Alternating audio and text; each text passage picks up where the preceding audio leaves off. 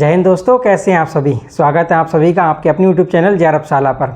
जैसा कि आप सभी जानते हैं, हमने आपकी यूनिट फर्स्ट शुरू की थी, जिसमें हमने पूर्व धारणाओं और दृष्टिकोणों को देखा था। पिछली क्लास में हमने कुछ पूर्व अवधारणाएँ देख ली थी, इसमें हमने 10 पूर्व अवधारणाओं को देखा था। आज हम आपको दृष्टिकोण पढ़ाएंगे रक्षा अध्ययन से रिलेटेड, जिसमें आप कुल 10 दृष्टिकोण को पढ़ेंगे।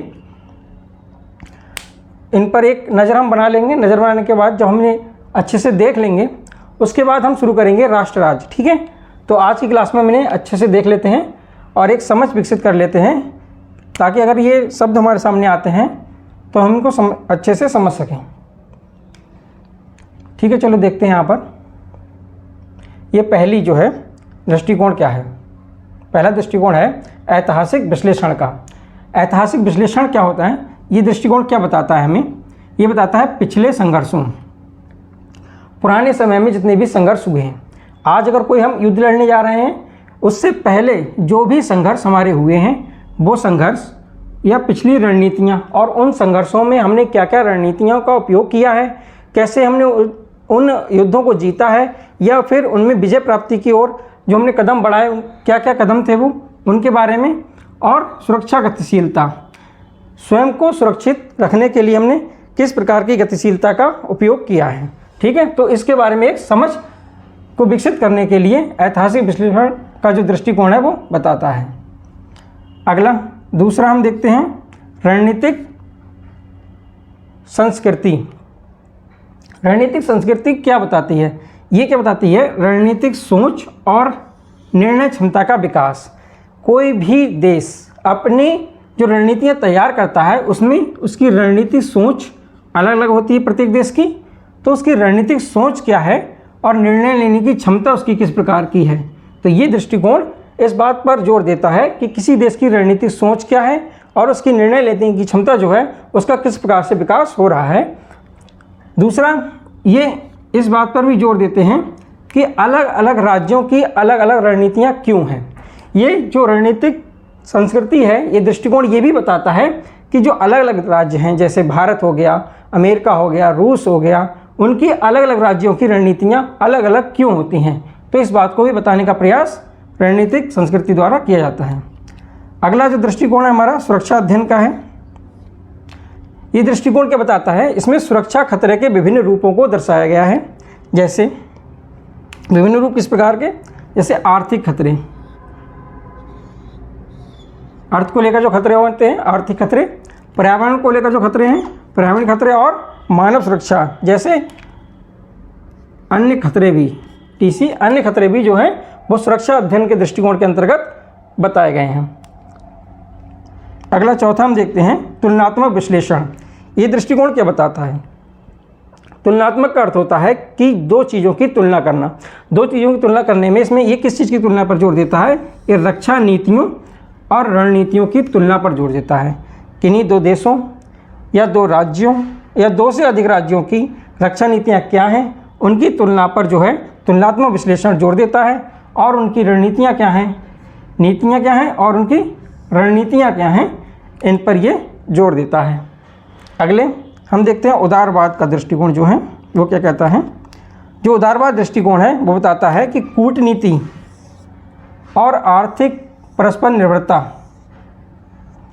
दो चीज़ें पर ही जोर दे रहा है। एक कूटनीति, डिप्लोमेसी से बोलते हैं, और एक आर्थिक परस्पर निर्भरता।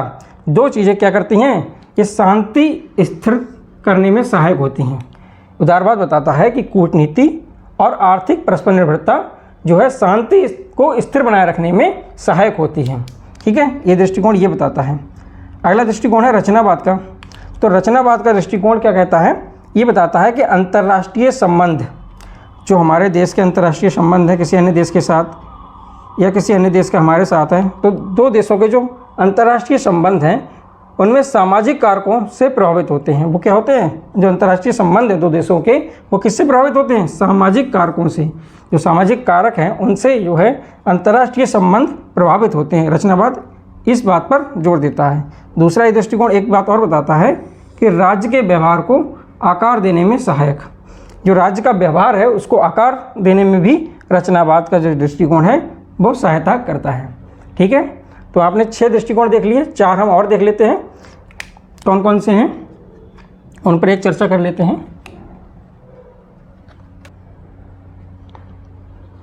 चलिए आपने 6 को देखा, अब ये अन्य जो 4 हैं वो भी देख लेते हैं। तो 7वां जो है आपका है दृष्टिकोण, वो है नैतिकता और मानक दृष्टिकोण। नैतिकता और मानक दृष्टिकोण क्या है, ये क्या बताता है, न्याय संगत युद्ध सिद्धांत। ये क्या बताता है, न्याय संगत युद्ध सिद्धांत। जो युद्ध के सिद्धांत हैं वो न्याय संगत होने चाहिए। साथ ही मानवीय हस्तक्षेप और सैन्य कार्यों में नैतिकता, यानी कि अगर कहीं मानवीय हस्तक्षेप हो रहा है और सैन्य कार्य अगर किए जा रहे हैं तो ये दृष्टिकोण बताता है कि उन्हें किस प्रकार से करना चाहिए, नैतिकता के आधार पर उन्हें करना चाहिए, नैतिक नियमों के आधार पर। ये बताता है दृष्टिकोण कि नैतिक नियमों पर ये जोर देता है। ठीक है, तो अगले देखते हैं। अगला है हमारा 8वां क्षेत्रीय और क्षेत्र अध्ययन। क्षेत्रीय, रीजनल और एरिया स्टडीज़, इसे इंग्लिश में बोलते हैं। तो ये क्या बताता है, अद्वितीय सुरक्षा। अद्वितीय सुरक्षा मतलब ऐसी सुरक्षा जिसके अनुरूप कोई अन्य सुरक्षा ना हो, वो अद्वितीय सुरक्षा होती है। अद्वितीय सुरक्षा चुनौतियाँ, जो अद्वितीय सुरक्षा चुनौतियाँ हैं और रणनीतियों को समझने हेतु विशिष्ट क्षेत्र का अध्ययन करते हैं। अगर मान लीजिए किसी भी क्षेत्र में अगर कोई सुरक्षा चुनौती है तो ये दृष्टिकोण को मानने वाले क्या करते हैं, इसको समझने के लिए किसी अन्य विशिष्ट क्षेत्र का चुनाव करते हैं और वहाँ जाकर ऐसी ही परिस्थितियों में उन चुनौतियों और रणनीतियों को समझने का प्रयास करते हैं। ठीक है, अगला नामा देखते हैं, क्या है ये, संस्थावाद। तो संस्थावाद दृष्टिकोण को मानने वाले लोग क्या बताते हैं, जो विद्वान हैं वो बताते हैं कि संस्थान जो होते हैं, ये संस्थान जो हैं वो अनिश्चितता को कम करने, अनिश्चितता मतलब किन्हीं दो राज्यों के मध्य अगर शांति को लेकर कोई अनिश्चितता बनी हुई है तो क्या करते हैं, अनिश्चितता को कम करते हैं। संस्थान मतलब ये होते हैं कोई अंतर्राष्ट्रीय संगठन हो गए, इंटरनेशनल ऑर्गेनाइजेशन, आयु अंतर्राष्ट्रीय संगठन है ये, अंतर्राष्ट्रीय संगठन, या फिर गैर राज्यीय संस्थान भी होते हैं। तो वो क्या करते हैं, अनिश्चितता को कम करते हैं और साथ ही क्या करते हैं, कूटनीति को सुविधाजनक बनाते हैं। अगर किन्हीं दो राज्यों के मध्य में कूटनीतिक संबंध है तो उनको क्या करते हैं, सुविधाजनक बनाने का प्रयास करते हैं। अगला और अंतिम जो है आपका वो है रणनीतिक योजना। रणनीतिक योजना का जो दृष्टिकोण है वो क्या बताता है, ये बताता है कि सुरक्षा चुनौतियों से निपटने हेतु रणनीतियों और नीतियों का विकास। ये बताता है कि सुरक्षा चुनौतियां जो हैं हमारे लिए, उनसे निपटने के लिए रणनीतियों, इसे बोलते हैं स्ट्रैटेजी, रणनीति को बोलते हैं स्ट्रैटेजी, और नीतियां होती हैं पॉलिसी। तो स्ट्रैटेजी और पॉलिसी के विकास पर जोर देता है क्या, रणनीतिक योजना। और कौन सी रणनीतियाँ, सैन्य योजना से बनाते हैं हम, इसमें खुफिया विश्लेषण करते हैं, संकट प्रबंधन, अगर कोई आपदा प्रबंधन उसमें कैसे कैसे उपाय किए जाएंगे, अगर कोई युद्ध हो रहा है तो वहाँ किन सैन्य योजनाओं को हमें लागू करना चाहिए, तो इस पर जोर देता है रणनीतिक योजना का दृष्टिकोण। ठीक है, तो आपने आज ये देखा, आपने आज की क्लास में दृष्टिकोणों को समझ लिया। पिछली क्लास में जो आपने देखा था वो आपने पूर्व अवधारणाओं को समझा, तो 10 दृष्टिकोण और 10 पूर्व अवधारणाओं को आप समझ चुके हैं। आपका जो पहला चैप्टर था पूर्व अवधारणाओं को लेकर, रक्षा अध्ययन में पूर्व अवधारणाएं और दृष्टिकोण क्या क्या हैं, तो वो आज आपका फिनिश हो गया।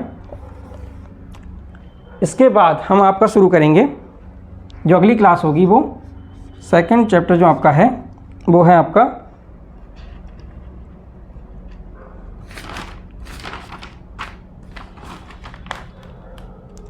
जो आ जाएगा आपका सेकंड वाला, राष्ट्र की अवधारणा। ये आपका शुरू होगा अगली क्लास में, राष्ट्र की अवधारणा का। इसमें आप समझेंगे कि राष्ट्र क्या है, राज्य क्या है, राष्ट्र राज्य की अवधारणा क्या है, राष्ट्र और राज्य में अंतर क्या होता है, राज्य सरकार में क्या अंतर होता है, तो इन चीज़ों के बारे में आप इसमें देखेंगे। ठीक है, साथ ही इसमें आप पढ़ेंगे एक राष्ट्र राज्य के सिद्धांत भी इसमें आप पढ़ेंगे। एक तो आप पढ़ेंगे राज्य को, आप पढ़ेंगे राष्ट्र को, इनके संबंधों को पढ़ेंगे। अगले आप इसमें पढ़ेंगे राज्य के सिद्धांतों को, राज्य के कौन कौन से सिद्धांत हैं, जैसे दैवीय सिद्धांत है, मात्रात्मक सिद्धांत है, पितृत्मक सिद्धांत है। तो इस प्रकार के जो सिद्धांत हैं, राज्य के कौन कौन से सिद्धांत है और वो सिद्धांत किस किस ने प्रतिपादित किए हैं, उनके बारे में भी आप जानेंगे। इससे रिलेटेड आप इसकी राज्य की परिभाषा पढ़ेंगे, इसके अर्थ को पढ़ेंगे, आप इसके तत्वों को भी पढ़ेंगे। इसके अलावा आप इसमें पढ़ेंगे, इसमें आगे आपको पढ़ाया जाएगा